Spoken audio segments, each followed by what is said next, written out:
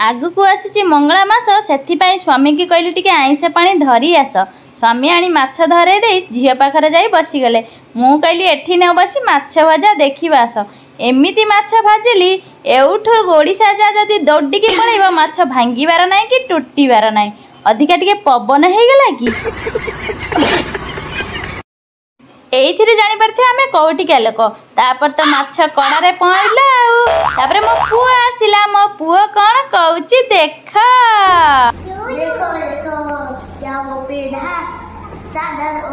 शुणिले ना स्कूल शिखी आसता rhyme T पूरा मागे बखाणी देला। आपण माने कमेंट रे जणेबे केमिति लागिला। सेही समय रे तरकाटी मोर रेडी हो जाइथिला। माछ ठारो आलूर पीसटा टिके बड़ थिला। याकू देखि स्वामी कर रिएक्शन कोन हैला। एडा आलू नेशनल हाईवे बड़ा आम घर पाखर तुम घर पर्यटन लंबी रास्ता बना तुम गोटे गाड़ी आमर जो देवे ना से रास्ता तुम चल हाईवे एबे आमे खाऊचु। आपण माने से नाली बटम टाको चिपी देबे। रहुचु। जय जगन्नाथ।